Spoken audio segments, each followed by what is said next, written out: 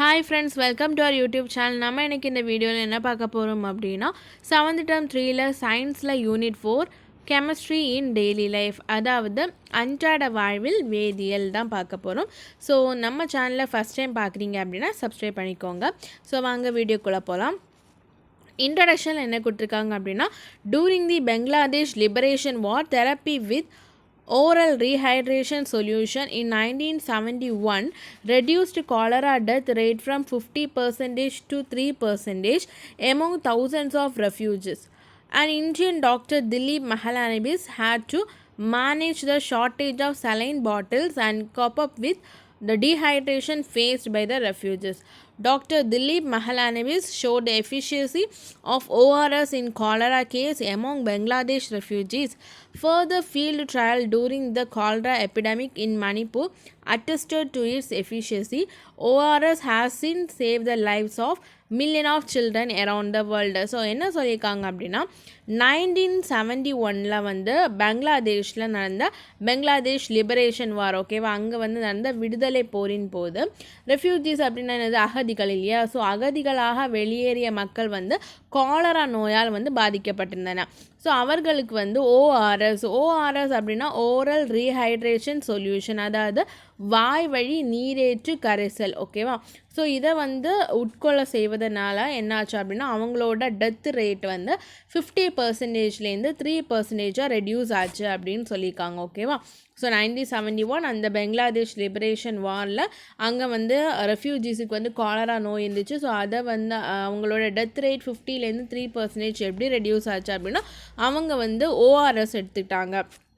ORS அப்படின்னா oral rehydration solution, வாய் வழி நீரேற்று கரைசல். ஸோ அது எடுத்துக்கிட்டனால அது வந்து குறைஞ்சதாக சொல்லியிருக்காங்க. அண்ட் அது வந்து திலீப் மஹலானபிஸ் அப்படிங்கிற வந்து ஒரு இந்தியன் டாக்டர். ஸோ அவர் வந்து என்ன அப்படின்னா, இந்த 1971 to 1972 அந்த ஆண்டில் வந்து மக்களுக்கு காலரா பரவி இருந்துச்சு இல்லையா. ஸோ அந்த காலங்களில் இந்த ஓஆர்எஸ் ஓரல் ரீஹைட்ரேஷன் சொல்யூஷன் இதோட முக்கியத்துவத்தை வந்து இவர் எடுத்துரைத்தார். அண்ட் வந்து உடல் வறட்சியால் பாதிக்கப்பட்ட மக்களுக்கு செயற்கை திரவ உப்பு பற்றாக்குறையை சமாளிக்க வேண்டிய சூழ்நிலை அவருக்கு ஏற்பட்டது. அதாவது ஷார்ட்டேஜ் ஆஃப் சலைன் பாட்டில்ஸ் அப்படின்னு இருக்கு இல்லையா. ஸோ இதை வந்து சமாளிக்கிறதுக்கான மீன்ஸ் அவங்களுக்கு வந்து என்னென்னா, உடல் வறட்சியால் பாதிக்கப்பட்ட மக்களுக்கு வந்து செயற்கையான அந்த உப்பு பற்றாக்குறையை சமாளிக்க வேண்டிய நிலை ஏற்பட்டது. ஸோ மணிப்பூரில் ஏற்பட்ட அந்த காலரா தொற்றின் போது இவர் வந்து என்ன அப்படின்னா ஓஆர்எஸை வந்து ஃபீல்டு டெஸ்ட் பண்ணார், ஓகேவா. ஸோ அது எப்படி ஒர்க் ஆகுது அப்படின்னா, ஸோ அந்த ஓஆர்எஸ் கொடுக்கறது மூலமாக நிறைய மக்களோட உயிர் வந்து காப்பாற்றப்பட்டுள்ளதாக சொல்லியிருக்காங்க, ஓகேவா. ஸோ என்ன சொல்லியிருக்காங்க next, look at the above information, what do you infer from this? Now you get the curiosity to know about ORS and its function, don't you? In addition to this, let us know about some of the common medicine and how do they work. So இப்போ நம்ம ORS அப்படின்னு படித்தோம் இல்லையா. So இந்த ORS அப்படின்னா என்ன, அதை பற்றி நமக்கு தெரியணும் அப்படிங்கிற ஒரு க்யூரியாசிட்டி வந்திருக்கு. ஸோ அதுக்கு முன்னாடி சம் காமன் மெடிசின்ஸை பற்றி பார்க்கலாம் அப்படின்னு சொல்லியிருக்காங்க. ஸோ இந்த normal healthy இண்டஸ்ட்ரின் there is a continuous exchange of water through the intestinal wall. Up to 20 liters of water is secreted and very nearly as much is reabsorbed every 24 hours. This mechanism allows absorption of soluble metabolites into the bloodstream from digested food. However, when a person becomes sick due to diarrhea, water is expelled and the body is not able to retain the liquid balance. This is called as dehydration. It is not the diarrhea that kills, but the dehydration resulting from the infection that kills. If more than 10% of the body's fluid is lost, death occurs. என்ன சொல்லியிருக்காங்க அப்படின்னா, நல்ல ஒரு ஆரோக்கியமான ஒரு மனிதன் இருக்காங்க இல்லையா. ஸோ அவங்களோட அந்த குடலில் சாதாரணமாக 20 லிட்டர் தண்ணீர் வந்து குடல் சுவர் வழியாக சென்று தொடர் பரிமாற்றம் நிகழ்கின்றது. அதாவது கண்டினியூஸ் எக்ஸ்சேஞ்ச் ஆஃப் வாட்டர் வந்து அங்கே நடக்குது, ஓகேவா. Up to 20 litres water. And கிட்டத்தட்ட ஒவ்வொரு 24 hours இருக்கு இல்லையா. ஸோ அந்த ஒவ்வொரு 24 மணி நேரத்திலும் நீரானது வந்து மீண்டும் உறிஞ்சப்படுகிறது. So it is reabsorbed every 24 hours. இந்த வழிமுறையின் மூலம் செரிக்கப்பட்ட உணவிலிருந்து கரையக்கூடிய உயிரின கழிவுகள் அப்படின்னா மெட்டபாலிட்ஸ் இரத்த ஓட்டத்தில் கலக்கின்றன. So this mechanism allow the absorption of soluble metabolites. So metabolites அப்படின்னா என்னது, உணவுலேருந்து கரையக்கூடிய உயிரின கழிவுகள் தான் அது. ஓகேவா, அது வந்து பிளட் ஸ்ட்ரீமில் கலக்குது அப்படின்னு சொல்லியிருக்காங்க. However when a person becomes sick, so யாராவது வந்து உடல்நிலை சரியில்லாமல் போனால எதனால் அப்படின்னா இந்த வயிற்றுப்போக்கு, டயரியா அப்படின்னா வயிற்றுப்போக்கு இல்லையா.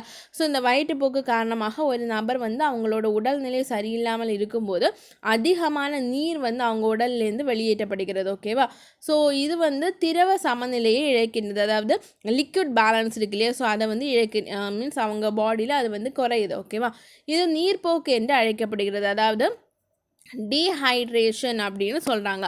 ஸோ ஒரு மனிதன் வந்து இறந்து போகிறாங்க அப்படின்னா அவங்க வந்து டயோரியாவில், அதாவது வயிற்றுப்போக்குனால இறக்க மாட்டாங்க. பட் இந்த டீஹைட்ரேஷன் நீர்ப்போக்கினால் தான் இறப்பு ஏற்படுகிறது. உடலின் திரவத்தில் 10%க்கும் அதிகமாக நீர் இழப்பு ஏற்பட்டால் மனிதனுக்கு இறப்பு ஏற்பட வாய்ப்புள்ளது. ஓகேவா, நம்மளோட பாடியில் 10% ஆஃப் த ஃப்ளூயிட் வந்து லாஸ்ட் ஆகிடுச்சு அப்படின்னா, அந்த லிக்விட் அந்த ஃப்ளூயிட் வந்து லாஸ்ட் ஆகிடுச்சுன்னா அவங்க வந்து இறந்து போகிறதுக்கான அதிகப்படியான வாய்ப்பு இருக்கிறது. ஓகேவா, UNICEF or WHO norms the ORS should be prepared as follow. So ORS வந்து எந்த மாதிரி ப்ரிப்பேர் பண்ணணும் அப்படின்னு சொல்லிட்டு ஒரு நார்ம்ஸ் வந்து கொடுத்துருக்காங்க. ஸோ இப்படி தான் தயார் செய்ய வேண்டும் அப்படின்னு சொல்லிட்டு, ஸோ அது ஜஸ்ட் எதை பார்த்துக்கோங்க. ஓகேவா, நெக்ஸ்ட் வந்து ஓஆர்எஸ் அப்படின்னா என்ன பார்த்தோம், ஓரல் ரீஹைட்ரேஷன் சொல்யூஷன், அதாவது வாய்வழி நீரேற்று கரைசல். So ORS is a special combination of dry salt that is mixed with safe water. So இந்த வாய்வழி நீரேற்று கரைசல் ஓரல் ரீஹைட்ரேஷன் சொல்யூஷன் அப்படிங்கிறது சால்ட்டு, அப்புறமா வந்து சர்க்கரை இருக்கு இல்லையா, ஸோ அண்ட் ஆல்சோ வாட்டர், இதெல்லாமே சேர்ந்த ஒரு கலவை தான் இந்த வாய்வழி நீரேற்று கரைசல் ORS அப்படிங்கிறது. It can help to replace the fluid loss due to diarrhoea. So வயிற்றுப்போக்குனால நீர் வந்து மீன்ஸ் ரெடியூஸ் ஆகிருக்கும் இல்லையா, அவங்க டீஹைட்ரேட் ஆகிருக்கும் இல்லையா அவங்க பாடியில், ஸோ அதை வந்து ரீப்ளேஸ் பண்ணுறதுக்கு இந்த ORS ஹெல்ப் பண்ணுது. In a state of diarrhea disease, there is an imbalance and much more water is secreted than reabsorbed, causing a net loss to the body which can be as high as several liters a day. In addition to water loss, sodium and potassium are also lost. So என்ன சொல்லியிருக்காங்க அப்படின்னா, so இந்த வயிற்றுப்போக்கு இருக்கு இல்லையா, அதாவது டயரியானால் நம்மளோட உடலில் வந்து நீர் சமநிலை ரொம்பவே பாதிக்கப்படுகிறது. நம்மளோட உடல் வந்து நீரை அப்சர்வ் பண்ணுறது, உறிஞ்சுவதற்கு பதிலாக அதிகமான நீரை சுரந்து வெளியேற்றுகின்றது. ஸோ இதனால் வழக்கமானதை விட ஒரு நாளைக்கு பல லிட்டர் நீர் வந்து இழப்பு ஏற்படுகிறது. ஸோ நீர் மட்டும்தான் வந்து லாஸ்ட் ஆகுதான்னு கேட்டால் இல்லை, அது கூட சேர்ந்து இந்த சோடியம் அண்ட் பொட்டாசியம் ஆல்சோ வந்து என்னென்னா உடல்லேருந்து இழக்கின்றது. ஓகேவா, certain concentration of sodium is needed for proper functioning of the body. So நம்மளோட பாடியில் வந்து சரியாக வந்து நம்மளோட உடல் வந்து சரியாக இயங்கணும் அப்படின்னா அதுக்கு சோடியம் ஆல்சோ தேவைப்படுது. For example, only with adequate sodium concentration in the intestinal wall, water can be absorbed by through a process known as osmosis.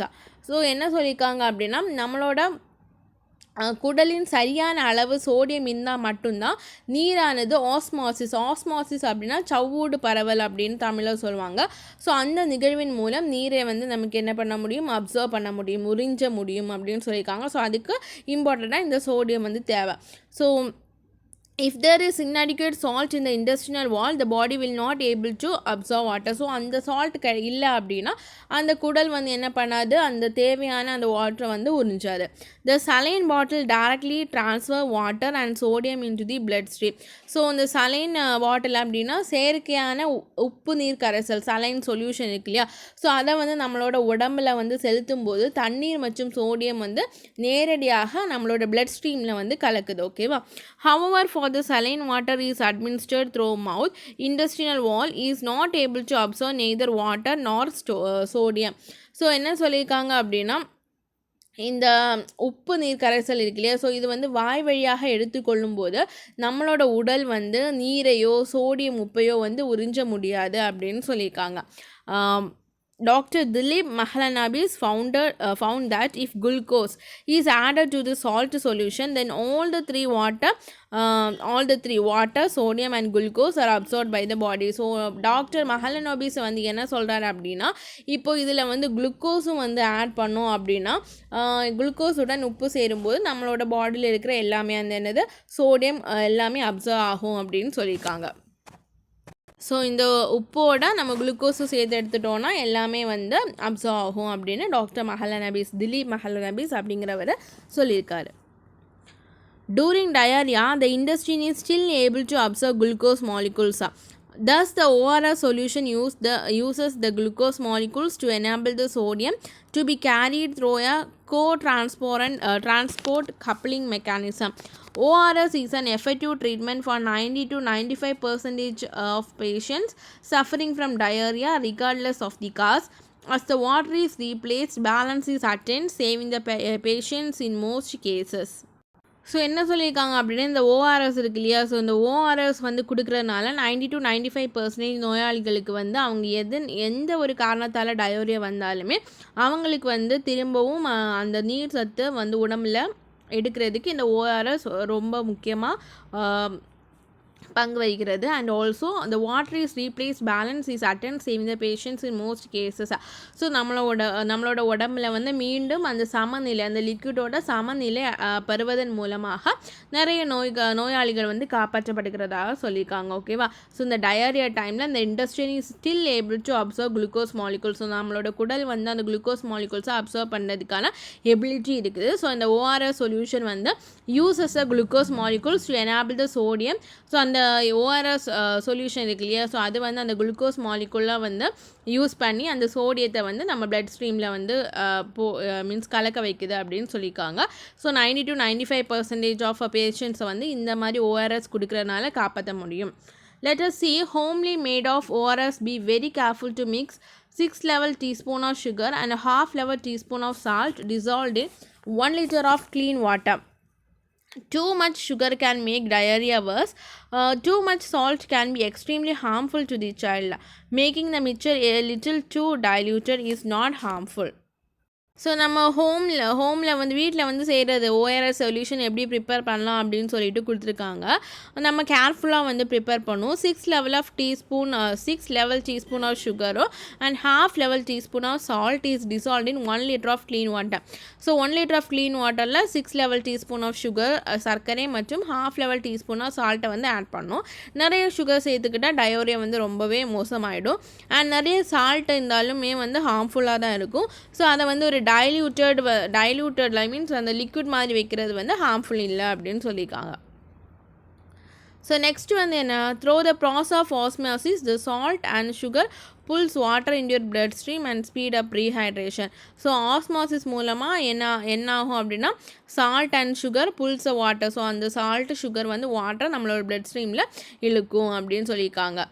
So அந்த டீஹைட்ரேஷன் வந்து என்ன ஆகும், குறையும். அண்ட் ரீஹைட்ரேஷன், நிறைய தண்ணி வந்து நம்ம உடம்புல சேர்த்துக்கும். ஆன்டாசிட் நெக்ஸ்ட் வந்து என்னென்னா ஆன்டாசிட். ஸோ ஆன்டாசிட் அப்படின்னா என்னென்னா அமில நீக்கி அப்படின்னு சொல்லுவாங்க. ஓகேவா. அசிடிட்டி அப்படின்னு சொல்லுவோம் இல்லையா, ஸோ அதுக்கு தான். So acidity is a set of symptoms caused by excess production of acid by the gastric gland of stomach. Your stomach naturally produces gastric or hydrochloric acid to help digest and break down food. Acidity issues arises when there is excess production of this acid due to triggers such as acidic food, spicy food, alcohol, dehydration and stress. When acidity occurs, the excess acid may move up from your stomach to your esophagus. So இந்த அமில நீக்கி அப்படின்னா acidity இருக்கு இல்லையா, அமிலம் தன்மை என்பது நம்மளோட it is a symptoms caused by excess production of acid. So நம்மளோட ஸ்டொமக்கில் வந்து அதிகமாக சுரக்கும் இந்த ஆசிட் காரணமாக ஏற்படும் ஒரு அறிகுறி தான் இந்த அசிடிட்டி அப்படின்னு சொல்கிறது. ஓகேவா. ஸோ நம்மளோட வயத்தில் வந்து இயற்கையாகவே என்ன இருக்கும், கேஸ்ட்ரிக் ஆர் ஹைட்ரோக்ளோரிக் ஆசிட் வந்து ப்ரொடியூஸ் ஆகும். ஓகேவா. ஸோ இது வந்து எதுக்கு யூஸ் ஆகுது அப்படின்னா டைஜஷனுக்கு யூஸ் ஆகுது. ஸோ உணவை வந்து சிறிய துகள்களாக்கி செரிமானம் செய்ய உதவுகிறது இந்த ஆசிட்ஸா. ஸோ ஆனால் வந்து நம்ம acidic food or spicy food, ரொம்பவே காரமான ஃபுட் ஆர் ஆல்கஹால், ஸோ இதெல்லாமே வந்து எடுக்கிறதுனால என்ன ஆகும் அப்படின்னா அசிடிட்டி வரும். ஸோ இந்த அசிடிட்டி வரும்போது அதிகமான ஆசிட் வந்து நம்மளோட உடம்புல ப்ரொடியூஸ் ஆகும். ஸோ அதனால் என்ன ஆகும் அப்படின்னா இந்த நிறைய அதிகமாக இருக்கும் இல்லையா எக்ஸஸ் ஆசிட், ஸோ இது வந்து நம்மளோட ஸ்டொமக்லேருந்து மேலே பார்த்து போகும், அதாவது நம்மளோட உணவு குழாய் பார்த்து போகும், ஓகேவா, ஈசோஃபேகஸ் பார்த்து போகும். ஸோ அதனால தான் நமக்கு வந்து அசிடிட்டி வருது. The lining of your stomach with pH 1 to 3 is design such to withstand a high acidic environment. So நம்மளோட அந்த வயிற்று புறணி செல்கள் 1 முதல் 3 வரையிலான pH கொண்ட அமிலத்தை தாங்குமாறு வடிவமைக்கப்பட்டுள்ளது, ஓகேவா. நம்மளோட ஸ்டொமக்கோட லைனிங் இருக்கு இல்லையா, ஸோ அது வந்து pH of 1 to 3 வரைக்கும் வித்ஸ்டாண்ட் பண்ணுறதுக்காக அந்த மாதிரி வடிவமைக்கப்பட்டிருக்கிறது. So when we have acidity or heartburn, we are administered a class of medicines known as antacid. So நமக்கு வந்து இந்த மாதிரி அசிடிட்டி வந்து நம்ம என்ன வந்து உட்கொள்வோம் அப்படின்னா, என்ன மருந்து சாப்பிடுவோம் அப்படின்னா ஆன்டாசிட் அப்படிங்கிறது தான் சாப்பிடுவோம். ஸோ இது வந்து ஒரு வீக் பேஸ், ஓகேவா, ஒரு வலுவற்ற காரங்க. as learned in chemistry, when a base is mixed with an acid, a neutralization reaction occurs. So பேஸும் ஆசிடும் மிக்ஸ் ஆகும்போது என்ன ஆகும் அப்படின்னா அங்கே ஒரு நியூட்ரலைசேஷன் வந்து ஃபார்ம் ஆகும், ஓகேவா, ஒரு நடுநிலைத்தன்மை வந்து அடைகிறது. when antacids are consumed, it creates a chemical reaction in the stomach, lowering the acidity and make the digestive acid less corrosive and damaging. So இந்த மாதிரி நம்ம ஆன்டாசிட் எடுக்கும்போது ஸோ அதில் வந்து ஒரு ரியாக்ஷன் நடந்து அந்த அசிடிட்டியை வந்து கம்மி பண்ணுது, ஓகேவா. Most of the common antacid நம்ம யூஸ் பண்ணுற மோஸ்ட் ஆஃப் தி காமனாக வந்து யூஸ் பண்ண ஆன்டாசிட் வந்து என்ன அப்படின்னா sodium bicarbonate, calcium carbonate, magnesium hydroxide, magnesium carbonate and aluminum hydroxide. So இதை நோட் பண்ணி வச்சுக்கோங்க. And lining of our stomach பார்த்தோம் இல்லையா, pH 1 to 3, அதையும் வந்து நோட் பண்ணி வச்சுக்கோங்க. The chemical reaction created when magnesium hydroxide neutralizes HCl in the stomach and intestine. So magnesium hydroxide and என்னது மெக்னீஷியம் ஹைட்ராக்சைடு நெக்ஸ்ட் வந்து என்னது அந்த HCl கூட ஜாயின் ஆகும்போது இதில் வந்து அந்த சொல்யூஷன் வந்து கொடுக்கல, அந்த இக்குவேஷன் வந்து கொடுக்கல.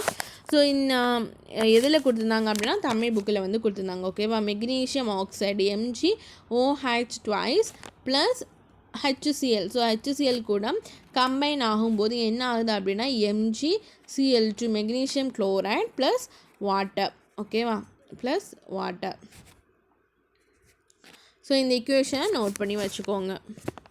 ஸோ இந்த படத்தை பாருங்கள், நம்ம படித்தோம் இல்லையா. ஸோ நிறைய ஆசிட் வந்து நம்மளோட ஸ்டொமக்கில் வந்து இருக்கும்போது நமக்கு ஸ்டொமக்கில் இருக்கிற எக்ஸஸ் ஆசிட் வந்து மேலே பார்த்து போகும், நம்மளோட ஃபுட் பைப் ஈசோஃபேகஸ் பார்த்து போகும், அதுதான் வந்து அசிடிட்டி அப்படின்னு சொல்லியிருக்காங்க. நெக்ஸ்ட் வந்து என்ன அப்படின்னா ஆன்டிபயோட்டிக்ஸ், ஓகேவா. ஆன்டிபயோட்டிக்ஸா ages ago there was a time where even a small infected wound can cause death in human beings. The discovery of antibiotics changed all.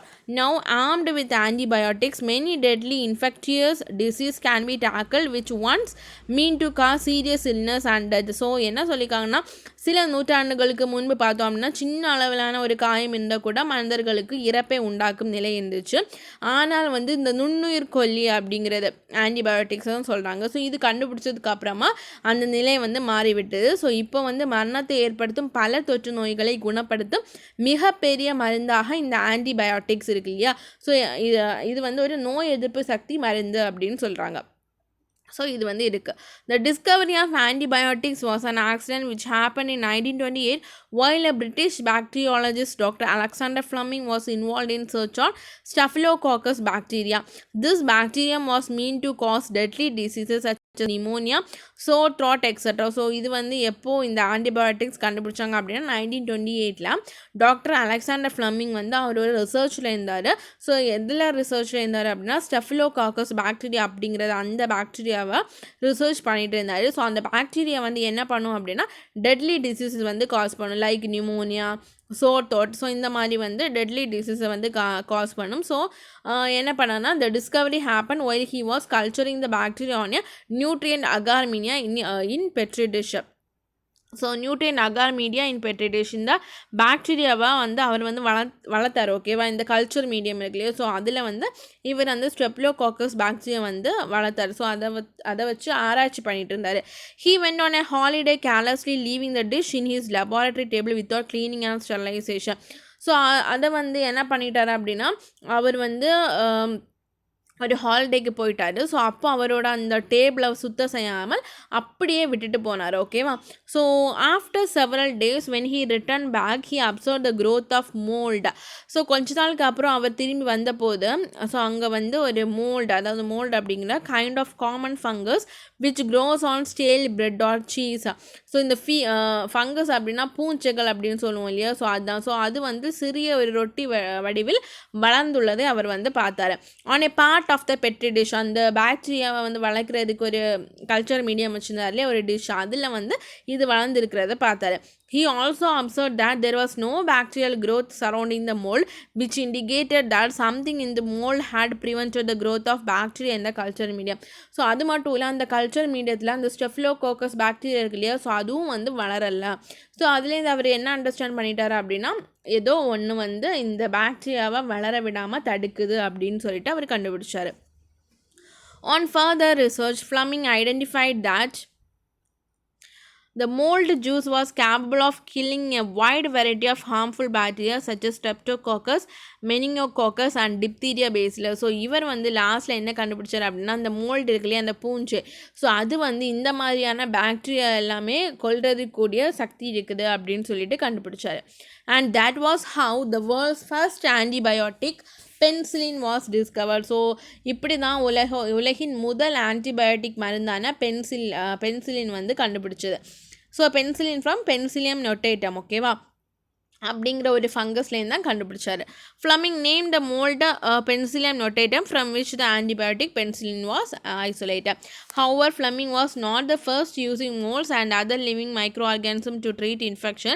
Thousands of years ago, the ancient Egyptians had used moldy bread to treat infected wounds.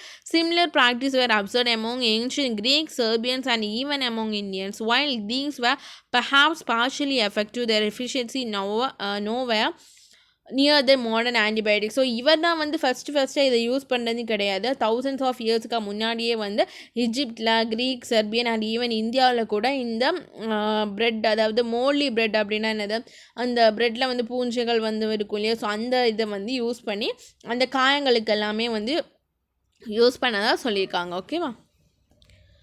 Naturally, many microorganisms and plants synthesize chemicals which are toxic in nature to protect them from invading organisms.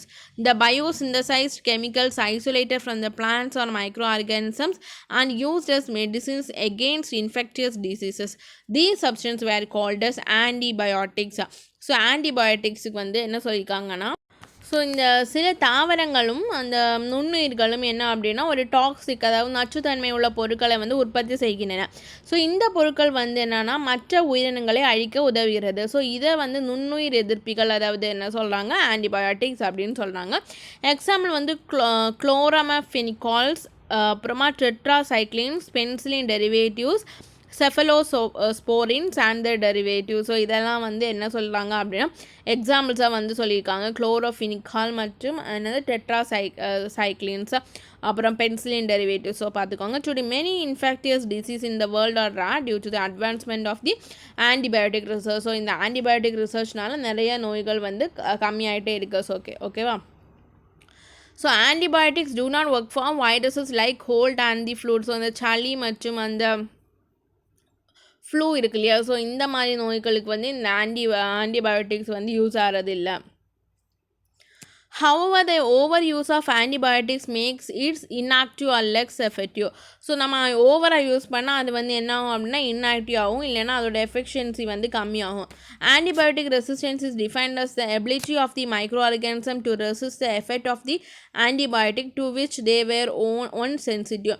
Thus, the antibiotic become less effective and we are forced to either consume a larger dose or shifting towards the use of either virulent variants of antibiotics. Thus, the research on antibiotics is of great importance to combat the virulent and mutated organisms. So என்ன சொல்லியிருக்காங்க அப்படின்னா, ஒரு நபர் வந்து தொடர்ந்து ரொம்ப காலத்துக்கு இந்த ஆன்டிபயோட்டிக் எடுத்துக்கொள்ளும்போது அந்த மைக்ரோ ஆர்கானிசம் இருக்கு இல்லையா, ஸோ அதோட அந்த ஆன்டிபயோட்டிக்ஸோட செயல்பாடு வந்து கம்மியாகுதுன்னு சொல்லியிருக்கேன். ஸோ இந்த இதற்கு மாறாக அவங்க வந்து என்னென்னா அதிக வீரியம், அதாவது ரொம்ப டோஸ் கூடிய அந்த மருந்தை வந்து சாப்பிடணும். ஓகேவா. ஸோ இதோட எஃபெக்டிவ் கம்மியாச்சு அப்படின்னா நம்ம அதை விட டோசேஜ் அதிகமான மெடிசனை வந்து சாப்பிடணும் அப்படின்னு சொல்லியிருக்காங்க. ஸோ இந்த மாதிரியான இவ்வாறு இந்த ஆன்டிபயோட்டிக் வந்து இந்த பெரிய அளவிலான நோய்களுக்கு சிகிச்சைகளுக்கும் இன்று பயன்பட்டு வருகிறதாகவும் சொல்லியிருக்காங்க. ஓகேவா? ஸோ இந்த ஆன்டிபயோட்டிக்ஸ் என்ன பண்ணோம் அப்படின்னா அதோட எபிலிட்டி வந்து என்னென்னா அந்த மைக்ரோ ஆர்கானிசம் வந்து ரெசிஸ்ட் பண்ணும். ஓகேவா? அது வந்து வளர விடாமல் தடுக்கும். ஸோ அதை நம்ம வந்து எப்போவும் யூஸ் பண்ணிட்டு இருந்தால் அது வந்து எஃபெக்டிவ் கம்மியாகும். ஸோ அதோட டோசேஜ் வந்து நம்ம அதிகமாக யூஸ் பண்ண மாதிரி இருக்கும். அப்புறமா என்னென்னா அனலஜிசிஸ். ஸோ இது வந்து வலி நிவாரணிகள் அப்படின்னு சொல்லியிருக்காங்க. So injury, burn, pressure from sharp object and other condition cause pain in our body. So நமக்கு ஏதாவது இன்ஜுரியோ இல்லைனா நெருப்பு காயப்பட்டாலே நமக்கு என்ன பண்ணும், நம்ம உடம்புல வந்து என்ன வரும், பெயின், வலி வந்து வரும் இல்லையா? The unpleasant feeling may be a burning sensation in the tissue around the injury, throbbing headache or ache of arthritis, back pain, neck pain, joint pain, headaches, pain from nerve damage, pain from an injury, and pain related to diseases or some of the most common pains. So என்னெல்லாம் pains அப்படின்னு சொல்லிட்டு கொடுத்துருக்காங்க. The unpleasant emotion of pain is created in the brain and not at the spot of the injury. So இந்த வலி அப்படிங்கிறது நமக்கு காயப்பட்ட இடத்துல வராது, நம்மளோட பிரெயினில் தான் வரும் அப்படின்னு சொல்லியிருக்காங்க. If the pain is severe, say from burn, the impulse sent to brain trigger immediate response reacting to the signal from the brain, muscle pull or hand from the fire. So என்ன சொல்லியிருக்காங்க அப்படின்னா, so if the pain is severe say from burn. So இப்போ வந்து எடுத்துக்காட்டாக வந்து என்ன சொல்லியிருக்காங்க அப்படின்னா அந்த தீ புண்ணு இருக்கு இல்லையா? ஸோ தீனால் அந்த பேர்ன்லேருந்து வந்த ஒரு புண்ணுனால் அந்த உந்துதல் வந்து மூளையை சென்றடைந்தவுடன் மறுமொழி தர தூண்டுகிறது. ஓகேவா? ஸோ அந்த இம்பல்ஸ் வந்து பிரெயினில் போனோன்னா ஒரு இம்மீடியட் ரெஸ்பான்ஸ் வந்து வருது. ஸோ அவ்வாறு அந்த மூளையிடமிருந்து பெறப்படும் அந்த சிக்னலை வந்து கிடச்சதுக்கப்புறமா என்ன பண்ணோம்னா muscle pull our hand from the fire. So தீயிலிருந்து நம்ம கையை வந்து தசைகள் பின்னெடுக்கப்படுகின்றன. Reacting to the message received from the pain spot, the brain sent back message that initiate healing ப்ராசஸாக. ஸோ இந்த எங்கே வந்து நமக்கு பெயின் இருக்கோ, எங்கே வந்து அந்த பெயின் ஸ்பாட் அப்படின்னா என்னது, அந்த காயம்பட்ட இடம் இல்லையா? ஸோ அந்த வலி உணர்வு அந்த ஏற்படும் அந்த புள்ளியிலேருந்து வரும் தகவல்களுக்கு எதிர்வினையாற்றும் விதமாக இந்த மூளை வந்து என்ன பண்ணும் அப்படின்னா தகவல் தர தொடங்கும். ஓகேவா? அதுக்கு ரெஸ்பான்ஸ் வந்து கொடுக்க தொடங்கும். ஸோ உடனே வந்து என்ன ஆகும்னா ஹீலிங் ப்ராசஸ் வந்து ஸ்டார்ட் ஆகும், அதாவது நிவாரணத்தின் தொடக்கம் வந்து வரும். ஓகேவா? ஸோ அந்த இடத்துலேருந்து மெசேஜ் அந்த பிரெயின் ரிசீவ் ஆனதுக்கப்புறமா உடனே வந்து ரெஸ்பான்ஸ் கொடுக்கும். எப்படின்னா அந்த ஹீலிங் ப்ராசஸ் அது வந்து குறைய ஆரம்பிக்கும். மீன்ஸ் அப்படின்னா அந்த வலி வந்து கொஞ்சம் கொஞ்சமாக குறைய ஆரம்பிக்கும். It can trigger to release pain suppressing chemicals and additional flow of additional white blood cells and platelets to help repair tissue at an injury site. So என்ன அப்படின்னா இந்த பிரெயின் வந்து கொடுக்குற அந்த சிக்னல்னால என்ன ஆகும்னா அந்த வலியை வந்து குறைக்கக்கூடிய கெமிக்கல்ஸ், அப்புறமா வந்து எக்ஸ்ட்ரா WBC, பிளேட்லெட்ஸ் இதெல்லாமே நம்மளோட பிளட்லாம் வந்து வரும். எதுக்கு அப்படின்னா அந்த டிஷ்யூவை வந்து குணப்படுத்துறதுக்காக. ஓகேவா? Analgesics or painkiller or the pain suppressing chemical released by the body. So நம்மளோட பாடியிலேருந்து ரிலீஸ் அந்த பெயினை வந்து கம்மி பண்ணணும் அப்படிங்கிறதுக்காக ரிலீஸ் ஆகிற அந்த இதுதான் வந்து பெயின் கில்லர் ஆர் அனலஜெசிஸ் அப்படின்னு சொல்லியிருக்காங்க. They suppress the feeling of pain. This analgesics drug selectively relieve pain by acting either in CNS or on peripheral pain mechanism without significantly altering consciousness. So இது வந்து நம்மளோட உடல்லேருந்து release ஆகிற ஒரு வலி குறைக்கும் வேதிப்பொருள் அப்படின்னு சொல்லியிருக்காங்க. ஸோ இது வந்து வெளியேறி வலி அப்படிங்கிற உணர்வை வந்து கட்டுப்படுத்தப்படுகிறது. ஸோ சிஎன்எஸ் அப்படின்னா சென்ட்ரல் நர்வஸ் சிஸ்டம், அதாவது மைய நரம்பு மண்டலத்தில் நேரடியாக செயல்பாடோ அல்லது வலி உணரப்படும் புற நரம்பு இடங்களில் அதிகமாற்றம் இல்லாத நிலையில் குறிப்பாக இவ்வகை வலி நீக்கிகள் செயல்படுகிறது. When we are affected by fever, often we are administered paracetamol. Paracetamol interact with the receptor and reduce the intensity of pain signal to the brain. Also suppresses the release of substance called prostaglandins that increases pain and body temperature. So என்ன சொல்லியிருக்காங்க அப்படின்னா நமக்கு வந்து fever வந்துச்சு அப்படின்னா நம்ம paracetamol எடுத்துக்கிறோம் இல்லையா? ஸோ இந்த பேராசிட்டமால் வந்து நமது உடலில் நமது உடலில் வந்து ஏற்பிகளுடன் தொடர்பு கொண்டு மூளைக்கு அனுப்பப்படும் வலியின் தீவிரத்தை குறைத்து வலி மற்றும் உடல் வெப்பநிலையை அதிகரிக்கும் ப்ரோஸ்டோகிளாடின்ஸ் அப்படிங்கிறத வந்து கட்டுப்படுத்தியும் செயல்படுகின்றன. ஓகேவா? ஸோ இந்த பேராசிட்டாமால் வந்து அந்த ரெசப்டர்ஸ் கூட இன்ட்ராக்ட் பண்ணி என்ன அப்படின்னா அந்த பிரெயினுக்கு அவங்க அனுப்புகிற அந்த வலியோட அந்த தீவிரத்தை வந்து கம்மி பண்ணி அண்ட் ஆல்சோ இது வந்து என்ன பண்ணுது அப்படின்னா ப்ரோஸ்டோகிளாண்டின்ஸ் அப்படிங்கிறது வந்து என்னென்னா நம்ம பெயின் மற்றும் டெம்பரேச்சரை வந்து இன்க்ரீஸ் பண்ணுறது. ஓகேவா? ஸோ அதோட இதையும் தாக்கத்தை அந்த சப்ஸ்டன்ஸோட ரிலீஸையும் வந்து கம்மி பண்ணுது. ஓகேவா? ப்ரோஸ்டோகிளாண்டின். ஸோ அதை வந்து பார்த்து வச்சுக்கோங்க. ஸோ இப்போ உங்களுக்கு புரியும்னு நினைக்கிறேன் இந்த படத்தை பார்த்தா. ஸோ ஃபஸ்ட்டு அங்கே வந்து பெயின் எடுக்குது. ஸோ அந்த பெயின் எடுக்கிறதுலேருந்து அந்த ஃபர்ஸ்ட் ஆரோ மாதிரி பாருங்கள். ஸோ இந்த ஆரோ மார்க் வந்து போய் பிரெயின்கிட்ட சொல்லுது எனக்கு இங்கே வலி எடுக்குது அப்படின்னு. ஸோ உடனே பிரெயின் வந்து ஒரு இமீடியட் ரெஸ்பான்ஸ் வந்து அங்கே கொடுக்குது. ஓகேவா? ஸோ அதை வந்து அந்த பெயினை கட்டுப்படுத்துறதுக்கான ஒரு கெமிக்கல்ஸை வந்து ரிலீஸ் பண்ணுது. ஸோ ஃபஸ்ட்டு பார்த்துக்கோங்க பெயின் சோர்ஸ்.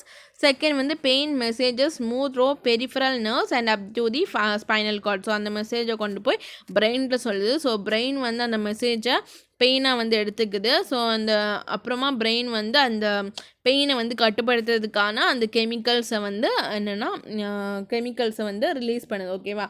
ஸோ அதுதான் அந்த சிக்னலை வந்து கொடுக்குது. Anesthetics.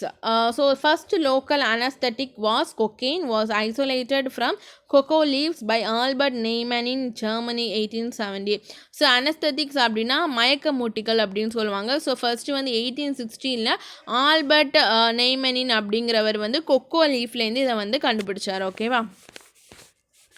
Traditional anti inflammatory agent. So பாரம்பரியமாக வந்து என்னென்னா பாரம்பரிய வீக்கி நீக்கிகள் அப்படின்னு சொல்லியிருக்காங்க. ஸோ இது புதினா மற்றும் கேட்னிப் அப்படிங்கிறத பார்த்துக்கோங்க. Peppermint and also catnip. ஓகேவா? Peppermint and catnip. These are classified as follows: non-narcotic and narcotic drugs. So traditional anti inflammatory agents அப்படின்னா பாரம்பரிய வீக்க நீக்கிகள் அப்படின்னு சொல்லணும். ஸோ அதை பார்த்து பெப்பர்மின் அண்ட் கேட்னிப் அப்படிங்கிறது. ஸோ இது வந்து 2 வகையாக கிளாஸிஃபை பண்ணியிருக்காங்க. ஒன்று வந்து நான் நார்கோட்டிக், இன்னொன்று வந்து நார்கோட்டிக் ட்ரக்ஸ், அதாவது போதை தன்மையற்ற, இன்னொன்று வந்து போதை தன்மை வாய்ந்த. ஓகேவா? ஃபர்ஸ்ட் வந்து எக்ஸாம்பிள் வந்து ஆஸ்பிரின் அண்ட் செகண்ட் வந்து கோடின் அப்படிங்கிறத.